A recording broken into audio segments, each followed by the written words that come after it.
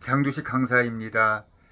정부와 민주당이 윤석열 정부 때 그 낮춘 그 법인세를 다시 인상하기로 또 했다. 민주당의 그 원내대표는 윤석열 정부 3년 동안 나라 국가는 거덜났고 뭐 빚에 허덕이는 신세가 됐다고 했다. 지난 2년간 87조 원의 대규모 세수 펑크가 발생하고 올해 그 GDP 대비 국가 부채 비율이 처음으로 비기축 통화국 평균보다 높아진 책임을 전 정부에 떠넘긴 것이다. 하지만 지난 정부 때 법인세를 1% 인하는 당시 여당이던 그 민주당도 합의에 처리했던 것이다. 당시 이재명 민주당 대표도 고심 끝에 대승적인 차원에서 중재안을 받아들이기로 했다고 또 했다. 국가 채무가 올해 1300조 원을 넘을 정도로 재정 건전성이 나빠진 주된 원인도 문재인 정부 5년간 400조 원 넘게 빚을 늘렸기 때문이다. 김대중, 노무현, 이명박 세 정부를 합친 것보다 많았다. 그 문정부가 국가 부채 문제의 또 시작이었다. 그 이재명 정부도 퍼주기를 또 시작하고 있다. 남 얘기를 할 일이 아니다.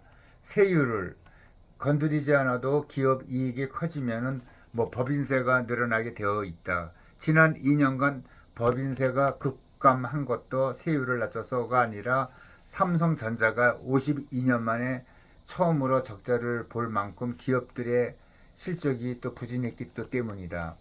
세수를 늘리려고 기업이 돈을 더 벌 수 있게 각종 규제를 또 풀어줘야 하는데 그 민주당은 정반대로 노란 봉투법과 상법 개정안 등 그 기업의 발목을 잡는 그 규제를 또 강화하고 있다. 지금 한국 경제에 떨어진 발등에 불은 미국과의 관세 협상이다.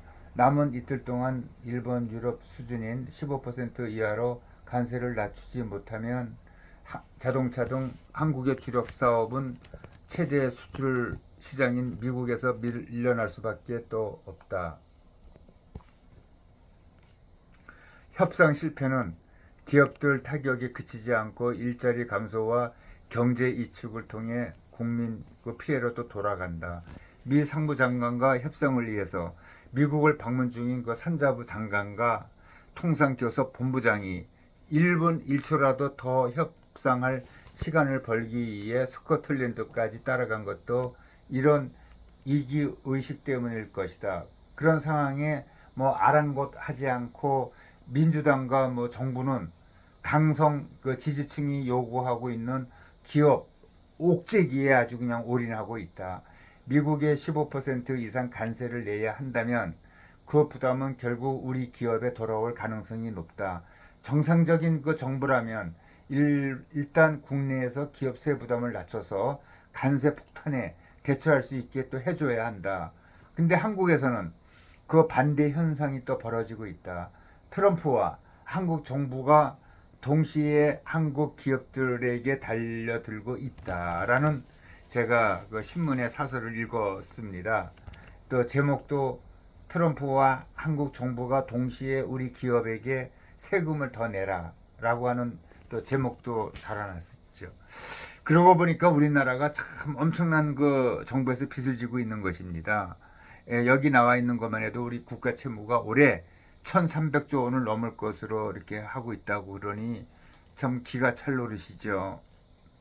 이 재정 적자가 크게 난 것은 그 문재인 정부 때부터 그렇게 된 것이죠. 그러면은 그 문재인을 지금도 이렇게 그 살고 있는 것을 보면 호의호식하고 있습니다. 그런 사람을 잡아다가 정말 잘못한 부분은 야단을 치고 거기에 따르는 그 벌을 줘야 되는데 그냥 넘어가고 있는 것이죠. 지금의 이재명 정부도 잘 해야 합니다. 만약에 엉뚱하게 해서 우리 국가의 그 채무 빚만 늘어나게 한다고 그러면은 이재명이도 대통령직을 내려놓고 또 벌을 받아야 되겠죠.